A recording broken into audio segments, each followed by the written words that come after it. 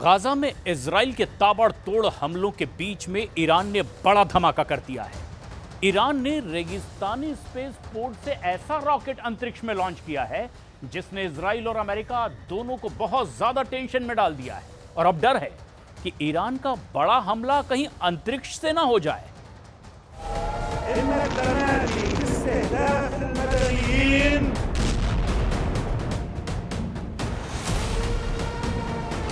Space में पहुंची Khamenei की सैटेलाइट मिसाइल।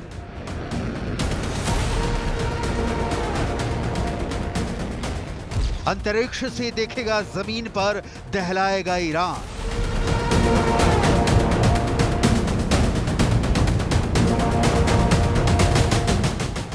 आईडीएफ का दक्षिणी लेबनान में 55 रॉकेट धमाका।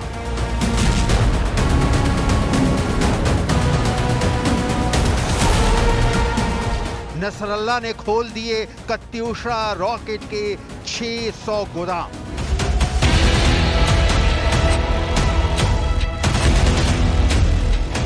इजराइल अब अनलिमिटेड अंधाधुंध हमले कर रहा है। गाजा में हमास लड़ाकों को दौड़ा दौड़ा कर मार रहा है। लेबनान में हिजबुल्लाह लड़ाकों को बारूदी धमाके से दहला रहा है। लेकिन नेतन्याहू आर्मी के लिए टेंशन देने वाला मैसेज तेहरान से आया है। इजराइल का कट्टर और सबसे बड़ा दुश्मन बहुत बड़े वॉर के लिए रेडी हो रहा है। स्पेस से इजराइल को दहलाने का रोड मैप खामनेई के टॉप कमांडर्स ने बनाया है। यह ऐसा वॉर प्लान है जिसकी काट ना तो अमेरिका के पास है ना ही इजराइल के पास। खामनेई के इस टेरर की पूरी डिटेल तेल अवीव तक पहुंच चुकी है। खामनेई की इस ग्रीन फाइल के सीक्रेट्स क्या क्या हैं आपको दिखाएं, उसे देखने के पहले वॉर जोन में मचे बारूदी घमासान की तस्वीरें भी देखते रहिए। यहां मिसाइलों की आंधी और रॉकेटों का तूफान आसमान में दिखाई दे रहा है। पहले इजराइल डिफेंस फोर्स की मार देखिए। यह हमला एक झटके में 55 रॉकेट धमाके का है। इजराइल ने हिजबुल्लाह के वॉर हेडक्वार्टर को बारूद से पाटकर कई लड़ाकों को कब्र में पहुंचा दिया है। इजराइल ने लेबनान के सफेद शहर और आसपास के इलाके में यह हमला किया है। आईडीएफ के रॉकेट अटैक से सफेद शहर में कई जगह भीषण आग लग गई। सफेद फ्रंट पर हिजबुल्लाह को निशाना बनाने के बाद आईडीएफ के जंगी जेट दक्षिणी लेबनान के काफ्र रुमान में बमबारी की है। इजरायली लड़ाकू विमानों ने दक्षिणी लेबनान के ब्लीजा में एक इमारत पर हमला किया। इस बिल्डिंग में हिजबुल्लाह के कई लड़ाकों के मारे जाने की आशंका जताई जा रही है। इजराइल के हमले के बाद हिजबुल्लाह ने पलटवार शुरू कर दिया। नसरल्ला के फाइटर्स ने ये वीडियो जारी कर उत्तरी इजराइल में रॉकेट बरसाने का दावा किया है। हिजबुल्लाह फाइटर्स ने रॉकेट अटैक में इजराइल के तोपखाने के अड्डे को तहस नहस किया है। हिजबुल्लाह का हमला गैलीली सागर के उत्तर पश्चिम में इजरायली तोपखाने के अड्डे पर हुआ। हिजबुल्लाह ने आईडीएफ की इफ्ताह एली फ्लीट में इजरायली सैन्य इकाई को दहलाया है। यहां आईडीएफ की 282वीं आर्टिलरी और प्रिसीजन मिसाइल ब्रिगेड का 20 मुख्यालय है। हमले में कत्यूशा रॉकेट की बौछार कर तोपखाना उड़ाया गया। हालांकि हमले में किसी जवान को कोई नुकसान नहीं पहुंचा है। هدف هذه المعركة منع إسرائيل من الانتصار، منع إسرائيل من القضاء على المقاومة الفلسطينية، منع إسرائيل من القضاء على القضية الفلسطينية المهددة. هذا يجب أن يكون هدف، لأنها لو وفقت إسرائيل في هذا الهدف كل المنطقة كما ذكرت قبل قليل ستكون في خطر। लेबनान की तरह जोरदार भिड़ंत हमास में भी शुरू हो चुकी है, जहां हमास फाइटर्स ने सुरंगों से निकलकर आईडीएफ पर पलटवार शुरू कर दिए हैं। गाजा में हमास के हमले के बाद इजराइल ने स्कूल के करीब बने हथियार डिपो को उड़ाने का ऐलान किया है। आईडीएफ ने गाजा शेख राडवान इलाके में 2 इमारतों को जंगी जेट से दागी मिसाइल से मटिया मेज कर डाला है। इजराइल ने हमले के बाद दावा किया है कि इन इमारतों में हमास लड़ाके युद्ध के हथियार की फैक्ट्री चला रहे थे। दार अल अरकम स्कूल के पास हमास के बारूदी कारखाने को जमींदोज होने के बाद पूरे इलाके में अफरा तफरी मच गई। हमास ने अड्डे के बर्बादी पर इजरायल के दावे को झुठलाते हुए इसे नागरिकों पर हमला बताया है, क्योंकि आईडीएफ की मिसाइल स्ट्राइक में 5 लोगों के मारे जाने की जानकारी सामने आई है। गाजा सिटी में हमास के ठिकाने पर हमले के कुछ ही देर बाद इजरायल के अश्कलोन में 2 रॉकेट दागे गए हैं। गाजा पट्टी से दागे गए दोनों रॉकेट में से एक को एयर डिफेंस सिस्टम ने मार गिराया, वहीं दूसरा रॉकेट समंदर में जा गिरा। हिजबुल्लाह और हमास दोनों से अकेले जंग लड़ रहे इजरायल का सबसे बड़ा खतरा अब स्पेस से आने वाला है, जहां ईरान ने पूरी ताकत लगा रखी है। ईरान ने रिवॉल्यूशनरी गार्ड रिसर्च सैटेलाइट को स्पेस में भेज दिया है। आरजीसी का बनाया रॉकेट स्पेस में रिसर्च सैटेलाइट के नाम से भेजा गया है। ईरान के चामरान 1 सैटेलाइट की जो डिटेल सामने आई है, उसके मुताबिक चामरान 1 सैटेलाइट का वजन 60 किलोग्राम है। ये अंतरिक्ष में 550 किलोमीटर की कक्षा में सफलतापूर्वक पहुंचा है। चामरान 1 का मिशन स्पेस हार्डवेयर और सॉफ्टवेयर का टेस्ट करना है। स्पेस में ईरान का पावरफुल होने का मतलब इजरायल की मुसीबत है। ईरान ने हाल के दिनों में लगातार 13 सैटेलाइट लॉन्च किए हैं। जनवरी 2024 में ईरान ने 15 दिनों के भीतर 2 सैटेलाइट लॉन्च की थी। ईरान के सेमनान में इमाम खुमैनी स्पेस पोर्ट से यह लॉन्चिंग की गई थी। जिन सैटेलाइट को स्पेस में भेजा गया था उनके नाम मेहदा, केहान 2 और हत्फ 1 बताया गया था।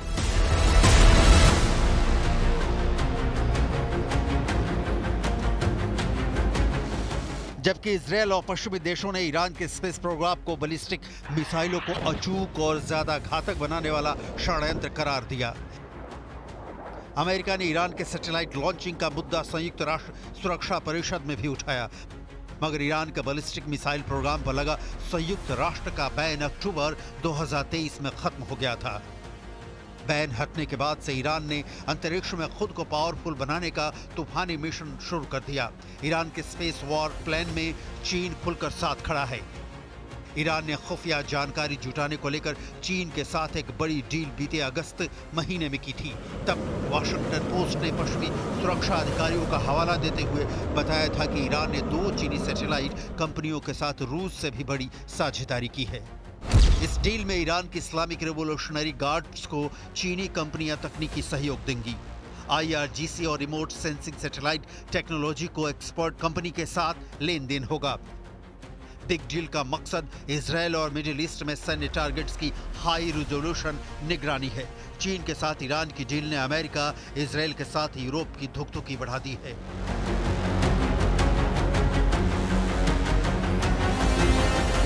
वाशिंगटन पोस्ट की रिपोर्ट में ईरान चीन की डील के खतरों का जिक्र किया गया है। रिपोर्ट में चेतावनी दी गई है कि समझौते के जरिए ईरान को अपनी बैलिस्टिक मिसाइल को टारगेट तक सटीक तरीके से पहुंचाने में मदद मिलेगी। साथ ही ईरान अपने ऊपर हुए मिसाइल हमलों को लेकर भी अलर्ट रहेगा। इसके अलावा ईरान अपने क्षेत्रीय सहयोगियों जैसे यमन के हूथी विद्रोहियों और सीरिया और इराक में विभिन्न संगठनों के साथ सैटेलाइट से मिले खुफिया जानकारी साझा करेगा, जो अमेरिका के सैन्य ठिकानों और कारोबारी जहाजों के लिए बर्बादी का सबब बनेगा। अमेरिका अपने किसी भी नागरिक की मौत का बदला कैसे लेता है, इसके गवाह एक दो नहीं कई मुल्क हैं। अमेरिका की मार झेल चुके इराक को देख लीजिए, 20 साल तक सुपर पावर का ताप झेल चुके अफगानिस्तान को देख लीजिए। अमेरिका दुश्मन को तब तक मारता है जब तक वो बेदम ना हो जाए। बेदम होने के बाद भी कोई दुश्मन सिर उठाता है तब सुपर पावर एटम बम बरसाता है। फिलहाल यह खतरा ईरान पर है, क्योंकि ईरान इजरायल से इस्माइल हानिया का बदला लेने के लिए फड़फड़ा रहा है। चीन और रूस की शह पर अमेरिका को आंख दिखा रहा है, लेकिन युद्ध के हालात में ईरान का साथ कौन देगा, इसकी कोई गारंटी नहीं है।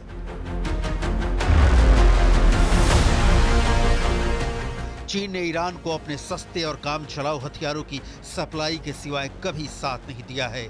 वहीं अमेरिका इजरायल को हर तरह से मदद पहुंचाता है। हमास पर बरस रही मिसाइलें हों, हिजबुल्लाह के अड्डे पर फट रहे रॉकेट हों, या फिर हूथी विद्रोहियों को दहला रहे जंगी जेट, ये सभी हथियार मेड इन अमेरिका हैं। स्पेस में भी अमेरिका ही सुपर पावर है, जिसकी अपनी स्पेस आर्मी है। अमेरिकी सैटेलाइट भी दुनिया में बेजोड़ माने जाते हैं।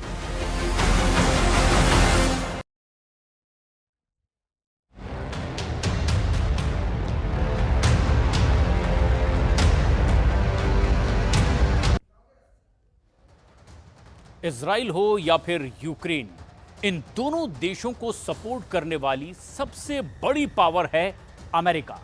लेकिन अमेरिका को लेकर ज़ेलेंस्की का भरोसा अब डगमगा गया है, और इसकी बड़ी वजह आपको हैरान कर देगी, क्योंकि खुद यूक्रेन के जनरल इस बात से परेशान हैं कि अमेरिका आखिर ऐसे कैसे कर सकता है।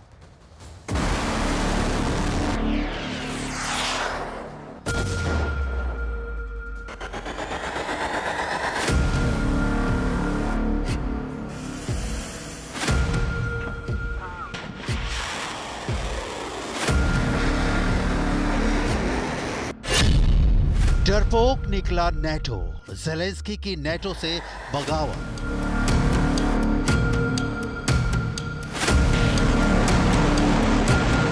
ढाई साल से ज्यादा लंबी जंग में यूक्रेन आज ऐसे ट्रैप में फंस चुका है जहां एक तरफ नेटो ना तो खुलकर यूक्रेन को लंबी दूरी की मिसाइलें देने को तैयार है, और ना ही यूक्रेन को बचाने के लिए नेटो रूस से सीधी जंग करने को तैयार है। ज़ेलेंस्की का यूक्रेन इस वक्त बर्बादी के उस बारूद पर बैठा है जहां सिर्फ और सिर्फ तबाही। पिछले 48 घंटे में राष्ट्रपति पुतिन ने 932 दिनों से चल रही जंग में बाजी पूरी तरह से पलट कर रख दी है।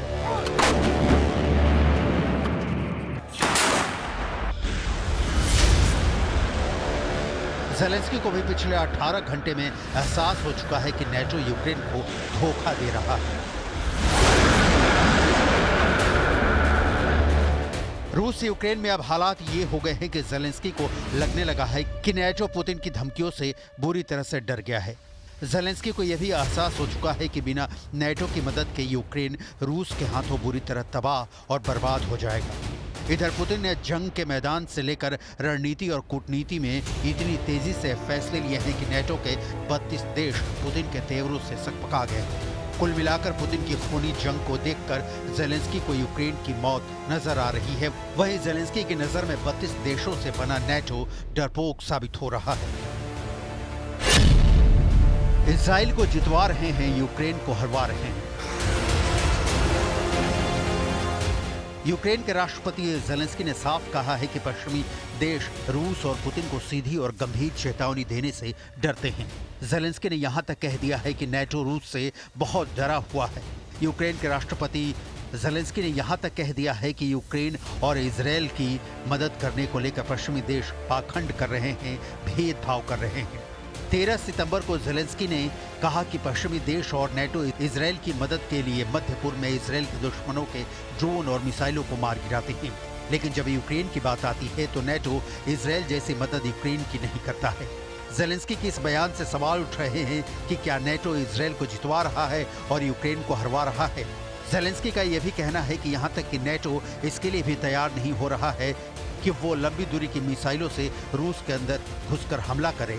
नेटो पुतिन के रूस से घबरा गया है। अकेला पुतिन नेटो पर भारी। हैरानी की बात तो यह है कि जब यूक्रेन ने 6 अगस्त 2024 को रूस के कुर्स्क में भयंकर हमले किए थे, तब भी अमेरिका ने यूक्रेन का खुलकर समर्थन नहीं किया था। अब हालात ये हो गए हैं कि जैसे पुतिन को पता चला, अमेरिका, ब्रिटेन जैसे नेटो देश यूक्रेन को लंबी दूरी की मिसाइलें देने की तैयारी कर रहे हैं। पुतिन ने तुरंत सभी नेटो देशों को धमकी दे दी कि अगर रूस पर लंबी दूरी की मिसाइलों से हमला हुआ तो रूस और नेटो के बीच बेहद विनाशक युद्ध शुरू हो जाएगा। इधर पुतिन ने नेटो को धमकी दी और उधर रूसी सेना ने कुर्स्क में यूक्रेनी सेना के चीथड़े उड़ाकर रख दिए हैं। रूसी रक्षा मंत्रालय के दावों के मुताबिक महज 24 घंटे के अंदर रूसी सेना ने कुर्स्क में 300 यूक्रेनी सैनिकों को मार डाला है। दावे तो यहां तक किए जा रहे हैं कि खूनी जंग में यूक्रेन के 7 एडवांस टैंक तबाह हो गए हैं। कुर्स्क में यूक्रेनी सेना को पिछले 72 घंटों में भयानक नुकसान हुआ है। पूर्वी यूक्रेन में रूस ने भीषण तबाही मचाई है। कम से कम यूक्रेनी सेना के 21 मोर्चों पर रूसी सेना कब्जा कर चुकी है। कुर्स्क से लेकर पोक्रास्क तक रूसी एक के बाद एक इलाके जीतते जा रहे हैं। Ситуація на фронті, зрозуміло, що вона складна ситуація, але тим не менш, я вважаю, що останній тиждень потрішки вирівнюється ситуація на Донецькому напрямку, якщо ми говоримо про Покровський, тому що є різні напрямки, є різні виклики. Prime Minister, Foreign Secretary, did you persuade the American president to allow President Zelensky to fire missiles into Russian territory? Well, we've had a long and productive discussion on a number of fronts, including Ukraine, as you'd expect, the Middle East and the Indo-Pacific. Talking strategically about tactical decisions. This isn't about a particular decision, and we'll obviously pick up again in Unga in just a few days' time with a wider group of individuals. But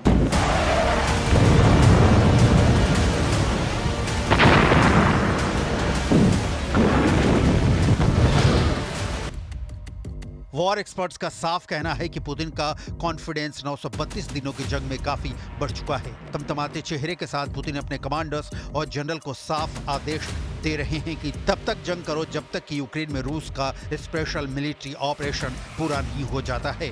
Putin का पूरा focus पूर्वी Ukraine है। जंग के मैदान से लेकर विश्व की राजनीति और कूटनीति में भी पुतिन यूक्रेन, अमेरिका, ब्रिटेन और नेटो के 32 देशों पर भारी साबित हुए हैं। जरा ये 3 तस्वीर देखिए। रूस के सेंट पीटर्सबर्ग की ये 3 तस्वीरें देखिए, जिसमें राष्ट्रपति पुतिन ने रूस यूक्रेन जंग को लेकर भारत, चीन और ईरान के टॉप डिप्लोमेट्स के साथ द्विपक्षीय बैठकें की थी। इसमें चीन की तरफ से विदेश मंत्री वांग यी शामिल हुए। भारत की तरफ से प्रधानमंत्री के सलाहकार अजीत कुमार डोभाल ने पुतिन के साथ मीटिंग की, जबकि ईरान की तरफ से रक्षा परिषद के सचिव अली अकबर अहमदियन ने पुतिन के साथ मीटिंग की है। पुतिन ने इस मीटिंग के द्वारा यूक्रेन, अमेरिका और ब्रिटेन को दिखा दिया है कि एशिया से लेकर मिडिल ईस्ट तक रूस के साथ वहां सबसे ताकतवर देश रूस के साथ चट्टान बनकर खड़े हैं। न्यूज़ 18 इंडिया चौपाल, एक ऐसा मंच जहां जब जब बात निकलेगी तो सिर्फ दूर तक नहीं बल्कि दुनिया के कोने कोने में जाएगी, क्योंकि इस बार बात होगी भारत के वैश्विक महाशक्ति बनने के लक्ष्य पर। सरकार, समाज, सेलिब्रिटी और स्पोर्ट्स स्टार्स के साथ न्यूज़ 18 इंडिया चौपाल देखिए सिर्फ न्यूज़ 18 इंडिया पर।